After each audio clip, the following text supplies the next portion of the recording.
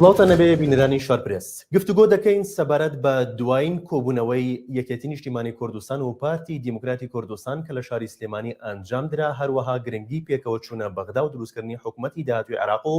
و گرنگی یەکدەنگی کورد لە دروستکردنی حکوومەتی داهاتوی عێراقدا. هەروە گفتوگۆ دەکەین سەبارەت بە دوایین گۆڕانکاریەکانی ناوخۆی یەکێتی نیشتیمانی کوردستان. گفتوگویم تەوران دەکەین لەگەڵ بەڕێز ئارێز عەبدوڵڵا کە بە شێوەیەکی ڕاستەخۆ لە شاری هەولێرەوە لەگەڵمانەکە. گەرێ سڵاوت لێبێت. کۆبوونەوەیەک ئەنجامدرا لە نێوان مەکتەبی سیاسی یەکێتی نیشتیمانی کوردستان و پارتی دیموکراتی کوردستان. مەبەست لە کۆبوونەوەکە و گرنگی کۆبوونەوەکە چی بوو و تەوەری یەکدەنگی کورد بۆ چوونە بەغدا چۆن باسی لێوە کرا؟ زۆر سپاس. کۆبوونەوەکە ئاساییە لە نێوان یەکێتی و پارتی لەبەرەوەی دوو هێزی سەرەکی و هەردووکمان پێکەوە لە حکوومەتی سەرەڕای ئەوەش ئێمە لە سەروبەندی پێکهێنانی کابینەی نوێی حکوومەتی عێراقین، بۆیە ئەو کۆبوونەوەیە گرنگەوە. کۆبوونەوەی تریش هەر گرنگن بۆی ئەگە بتوە کار بکەین لەسەر یەکخستنی هەڕوێستی لایەنە سیاسیەکانی کوردستان، یەکێتی و پارتی و لایەنەکانی تریش سەبارەت بە پێکهێنانی حکوومەت، سەبارەت بە چۆنیەتی بەشداریکردن، سەبارەت بە داوا و داخوازیەکانی هەرێمی کوردستان لە حکوومەتی ئایندەی بەغدا، سەبارەت بە چۆنیەتی بەشداریکردن لە کابینەکە و پشتی کورد و لەناو کوردیش پشتی ئەو لایەنانەی کە بەشداری دەکەن. ئەوانە هەمووی بێگومان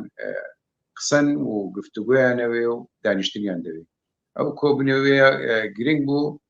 بۆ ئەوەی بتوانین بارودۆخەکە بارودۆخی عێراق گشتی هەڵسەرجێنین و بتوانین پێیەکەوە هەنگاو بنێن بە ئاراستەی دروستکردنی یەکریزیەک، بۆی بە یەکریزی و یەکدەنجی گفتوگۆ لەگەڵ لایەنە شیعی و سونیەکانی عێراق بکەین سەبارەت بە پێکهێنانی کابینە. بۆیە هیوادارین یعنی ئەو کۆبوونەوەیە ئەنجامی باشی لێ بکەوێتەوە، واتە بگەینە ئەنجامێک کە ئێمە و پارتی و گۆڕان و لایەنەکانی تریش لانی کەم لەسەر پرسە نیشتیمانیەکان چۆنیەتی بەشداریکردن لە کابینەی نوێ ڕێک بکەوین. خۆتان نەزانن ئەگەر لایەنە کوردستانیەکان چەند یەکگرتوو بن و چەند بە یەکگرتووی لە بەغدا گفتوگۆ بکەن، ئەوەندە بەهێزترن، ئەوەندە زیاتر گوێیان لێ دەگیرێ، ئەوەندە زیاتر ئەتوانن داوا و داخوازیە دەستوریەکانی خۆیان لە بەرنامەی کابینەی نوێ جێگیر بکەن بە پێچەوانەوە بە پەرتەوازایی نە خەڵکی کوردستان خازانجەکان، نە حکوومەتی هەرێم، نە حیزبە کوردستانیەکانیش. بۆیە یەخستن لە بەرژەوەندی خەڵکی کوردستانە بە پلەی یەکەم، اینجا لە بەرژەوەندی عێراقا، اینجا لە بەرژەوەندی خودی ئەو حیزبانەشە کە ڕێکەکەوین لەسەر بەیەکەوە کارکردن لە بەغدا. بەڵێ پێش دوایین کۆبوونەوەی نێوانی یەکێتی نیشتیمانی کوردستان و پارتی دیموکراتی کوردستان لە دوانی تونند هەبوو لە نێوان پارتی دیموکراتی و یەکێتی نیشتیمانی کوردستاندا. وتەبێژی پارتی ئەڵێت کۆبوونەوەی استراتیژی لەگەڵ یەکێتیدا نەماوە، کۆبوونەوەکە کۆتایی هاتووە. یەکێتیش دەڵێت لە لایەکی دیکەوە ئەڵێ کۆبوونەوەکە ماوە و کاری پێکرێت. ئایا ئەو ڕێکەوتنە ماوە و بە شێوەیەکی کارا کاری پێکرێت لە لێوان هەردوو لایەنەکەدا؟ وڵی من نازانم شێوازی مان و نەمانی چۆنە، ینی کە من بە شێوەیەکی ئەمەیە پرسیارکەمەوە، ئایا بێکەوە کارکردن بە تایبەت لە بەغدا گرینگە یان نا؟ ئێمە لە کوردستان لە حکوومەت بێکەوەین، بێگومان جیاوازیمان هەیە لە بیر و بۆچوون، ناکۆچیمان هەیە، بەڵام لەگەڵ ئەوشدا بێکەوە لە حکوومەتی مادام بێکەوە کار دەکەین، مادام پێویستی و بەرژەوەندی باڵا دەخوازە پێکەوە کار بکەین، پێویستە پێکەوە کار بکەین، ئەو پێکەوە کار بکەین و هەڵوێست یەکخەین. ئەو ڕێککەوتن نامەیە مایە نەمایە بە ڕێککەوتن نامەکە ئیمزا کراوە، خۆ ئەگەر نمێنێ بە ڕێککەوتنیش ئیمزا نەکرێت، بەڵام کە لایەنێک کاری پێنەکە خۆی لە خۆیدا مایە پوچ دەبێت، بەڵام گرنگ نییە، گرنگە ناوەڕۆکی ڕێککەوتن نامەکە هێشتا پێویستەوەی ئێمە دەیبینین بە تایبەت بۆ بەغدا. بێگومان ناکۆچی هەوەی هەیە لە نێوان یەکێتی و پارتی لەم دوایە لێدوان ئەدرێ، بەڵام ئێمە ئومێد دەکەین یعنی سەر ڕێ ئەو ناکۆچیانش بۆ بەرژەوەندی گشتی بۆ بەرژەوەندی خەڵکی کوردستان یەکدەنجی دروست بکەین لە بەغدا، چکە بە دڵنیاییەوە ئەگەر لایەنە سیاسیەکانی کوردستان بە پەرتەوازایی لە بەغدا بین، هەموو لایەکمان زەرەر دەکەین و هەم یەکێتی هەم پارتی هەم گۆڕان هەم لایەنە ئیسلامیەکانیش هەمومان ئەزانین بە پەرتەوازایی هەموو لایەکمان زەرەر دەکەین. بۆی خستن و کۆبوونەوە لە پێناوی دروستکردنی بەرەیەک یان هاوپەیمانەتیەک یا لانی کەم تیمێکی گفتوگۆکردن بەڕای من زۆر گرنگە و لە بەرژەوەندی تەواوی خەڵکی کوردستاندایە. بەڵێ کاگارێز لە کۆبوونەوەکەی ئەم جارەتانە باستان لە ئەو لێدوانانە کردکە دژبەیەک دراوە بە تایبەت لەلایەن پارتی دیموکراتی کوردستان و لەلایەن وتەبێژەکەیەوە کە باسی ئەوە کردووە ڕێککەوتنی استراتیژی لەگەڵ یەکێتی نەماوە. من لە کۆبوونەوە بەشداریم نەکردووە، بەڵام ئەوەی من ئاگادار بم بە شێوێکی گشتی باس لە بارودۆخی کوردستان و پەیوەندیەکانمان و چۆنیەتی کاراکردنی هەماهەنگی لە نێوان هەردوو لامان چ لەسەر ئاستی هەرێمی کوردستان چ لەسەر ئاستی عێراق، بەڵام چی باسکراوە چ وردەکاریەکان من نازانم. تاکید دەکەمەوە ڕێککەوتنامەکە بمینە نەمینێ گرنگ نییە، گرنگەوەیە بەیەکەوە کارکردن بۆ ئایندەی هەرێمی کوردستان بە تایبەت لە بەغدا زۆر گرنگە. بەڵێ کارکردنتان لەگەڵ پارتی دیموکراتی کوردستان بە جۆرێکە کە یەکدەنگ بن و بە یەکدەنگ بچنە بەغدا پێش دروستکردنی حکوومەتی داهاتوی عێراق؟ تا ئێستاوانە بووە، بەڵام ئومێد دەکەین دوای ئەو کۆبوونەوەیە ئەو زەمینێ ساز بوو بێ بۆی بێکەوە کارکردن. وەکو باسم کردەوە حەز نییە ئەوە ویستیش نییە، ئەوە هەندێک بارودۆخەیە ناچار دەکا بەو شێوە کارکەی. من پێم وابێ بەرژەوەندی با لای خەڵکی کوردستان ئەوە بەسەر هەموو لایەنەکاندا دەسەپێنی کە بەیەکەوە لە بەغدا بەیەکەوە بین، چونکە ئێمە ئازانین لە 2005ەوە ئێمە دەستوری عێراقیمان پەسەند کردووە، کەچی تا ئێستا چەند مادەیەکەن کە لە بەرژەوەندی خەڵکی کوردستان جێبەجێ ناکرێن، بێجگە لەوەش نەک جێبەجێ ناکرێن و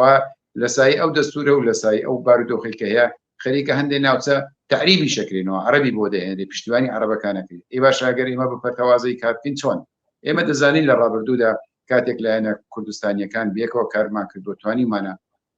مافەکانی خۆمان لە دەستور لە دوای دەستوریش لە کابینەکان کرد تا ڕادەیەک جێگیر بکەین. بەڵام ئێستا ئەگەر بە پەرتەوازەی تاکید دەکەمەوە ئەگەر بە پەرتەوازەبی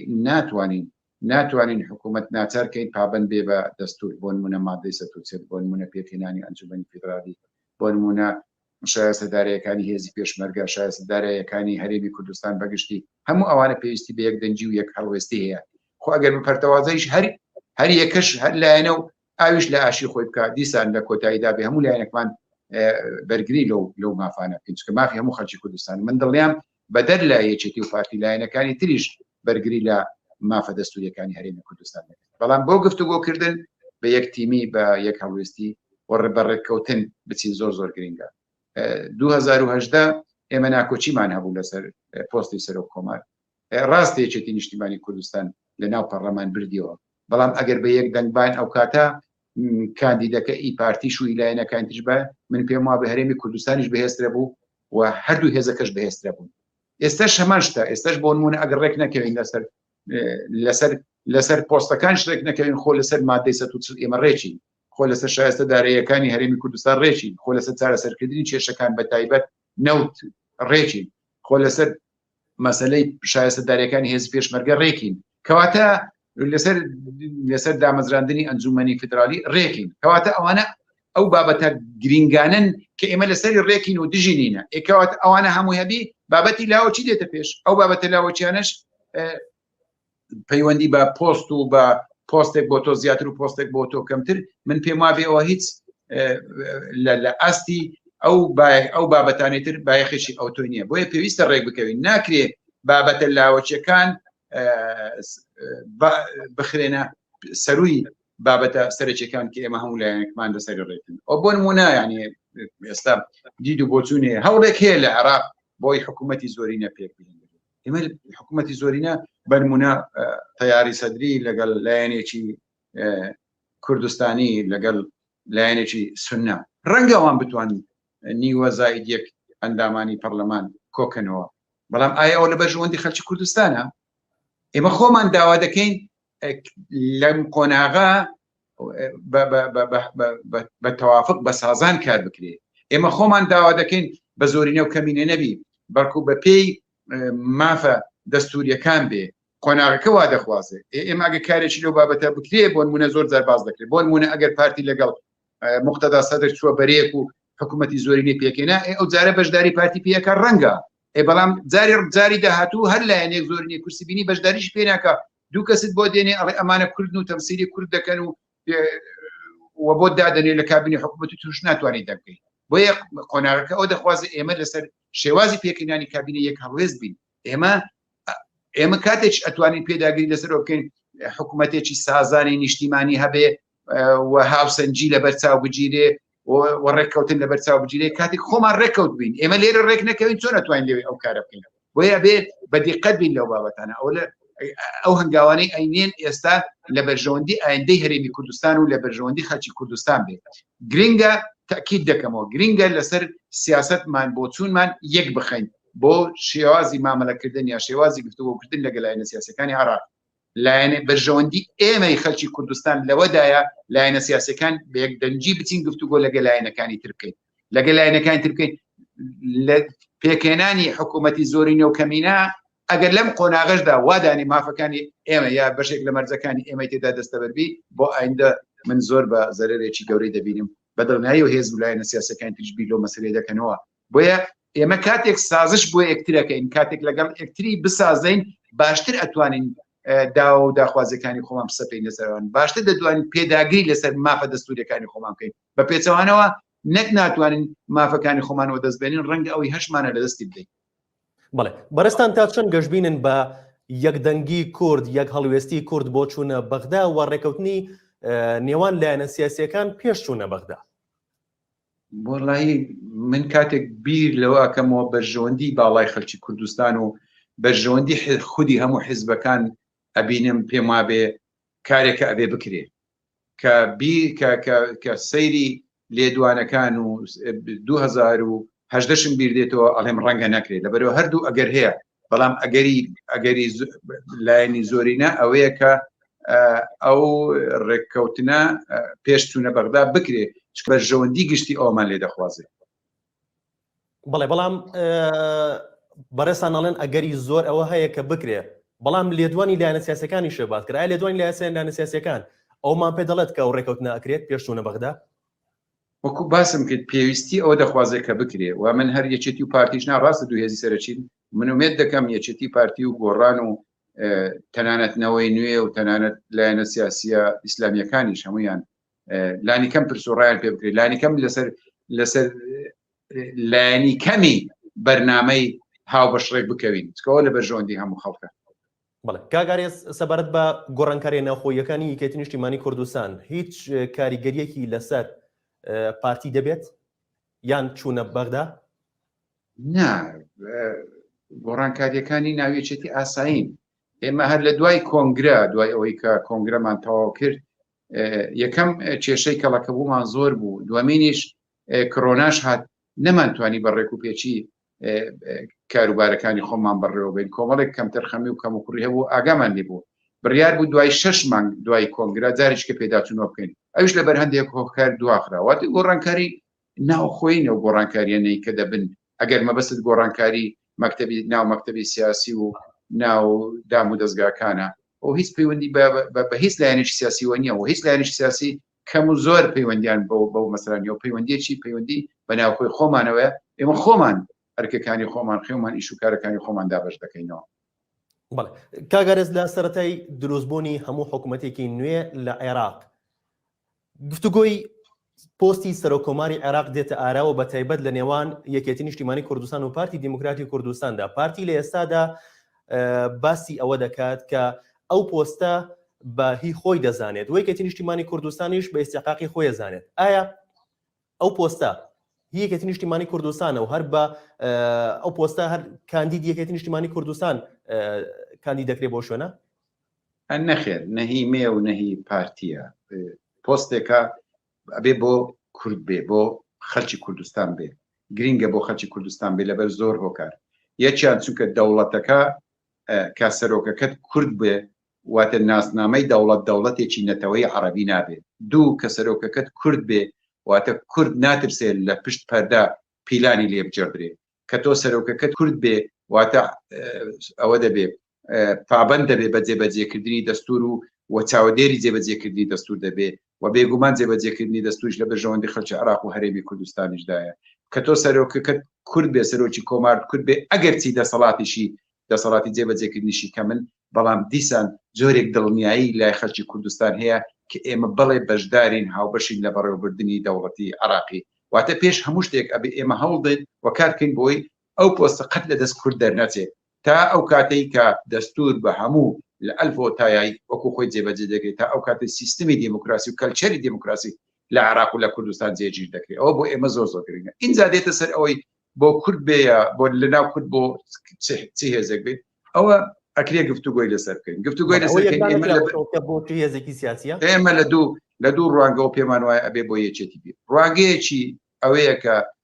لە دوای ڕوخانی ڕژێمی سەدام تا ئێستا ئەو پۆستە لە دەست ئێمە بۆوە لە ڕابردوو ئێمە ڕێککەوتنمان لەگەڵ پارتی هەبووە سەرۆکی هەرێم بۆ پارتی بێ و سەرۆکی کۆماریش بۆ ئێمە بێ بۆ ئەو ڕێککەوتنە بە ڕێک و پێچی جێبەجێ بۆ جگە لە 2010 کە بەداخەوە ناکۆچێک بوو ناچار بووم چینە ناو هۆڵی پەرلەمان و لەوێ هەردوو لامان کاندیدمان هەبوو لە کۆتاییشدا کاندیدەکەی ئێمە بردیەوە بەڵام خۆزگە ئەوەی ڕووی نەدابا کە خۆزگە ئەوەی ڕووی نەداباڵێم هیوادارم جارشکەوە دووبارە نەبێتەوە اینجا هی یەکێتی بێ یەک لە هۆکارەکانی ئەڵێن ئێمە ئەزمونمان هەیە لەو پۆستە خاڵی دوو ئێمە ئەزانین لێرە هەرێم سەرۆکی هەرێم سەرۆکی حکوومەت بەدەستی پارتیەوەیە کەواتە بۆ خەڵکی کوردستان وا باشترە سەرۆکی کۆمار یا پۆستە بەرزەکەی بەردا لە دەستی یەکێتی بێ بۆ ئەوەی هێز و توانای یەکێتی و پارتی و لایەنەکانی تریش هەمووی پێکەوە لە عراق بەرجەستە بێ بۆ ئەوەی ئەو پەیوەندیانەی کە ئێمە هەمانەوە کوێچێتی نیشتیمانی کوردستان لەگەڵ لایەنە سیاسی عراقیەکان و دەوروبەر و ئەوان و پارتی خۆیانە هەمویان کۆ بکرێتەوە من پێم وابێ ئەگەر پۆستی سەرۆک کۆمار بدرێتە دەستی پارتی ڕەنگە حەزەکەن هەوڵەدەن بۆ ئەوان بێ ڕەنگە بەرژەوەندیەکی حزبی تێداوێ بەڵام من بەش بە حاڵی خۆم بە بەرژەوەندی خەڵکی کوردستانی نابینم چونکە ئەو کاتە یەک تاک جەمسەری یا تاک لایەنی دروستە بێ بۆیە من پێ ئەوان پارتیش لەوە تێدەگەن کە یەکێتی نیشتیمانی کوردستان کاریگەری لەسەر ئاستی نێودەوڵەتی لەسەر ئاستی هەرێمایەتی لەسەر ئاستی عراقی زۆرە پەیوەندەکانی ئێمە کەم نین کاریگەریەکانی ئێمە لە ئەسەر ئاستی عراق کەم نین بۆیە کاتێک ئێمە لەوێ دەبین و ئەوان لێرە بەیەکەوە ئەتوانین هێزی بتوانای هەردوو لامان بە پەیوەندەکانی هەردوو لامان بە هەژمونی هەردوو لامان زیاتر خزمەت بە خەڵک بکەین و زیاتر هەوڵ دەین پێگەی خەڵکی کوردستان پێگەی هەرێمی کوردستان لەسەر ئاستی عراق و لەسەر ئاستی بەغداش بەهێزتر بکەین. بەڵێ کاگەڕێز دوای هەڵبژاردن باڵ تاالبانی هاوسەرۆکی یەکێتی نیشتیمانی کوردستان ڕایگەیاند کە پۆستی سەرۆکۆماری عێراق تەنها بۆ یەکێتیە و لە ناو یەکێتیشدا تاکە کاندیدیان هەر دکتۆر بەرهەم ساڵح دەبێت ئایا هەر بەو شێوەیە دەمێنێتەوە یان یەکێتی نیشتیمانی کوردستان کاندیدێکی دیکەیە بێت بۆ ئەو پۆستە؟ کاک بڵند ئێمە کاک باڵیا هەر کەسێکی تر کە باسی ئەو پۆستە دەکا بێگومان کاندیدمان هەیە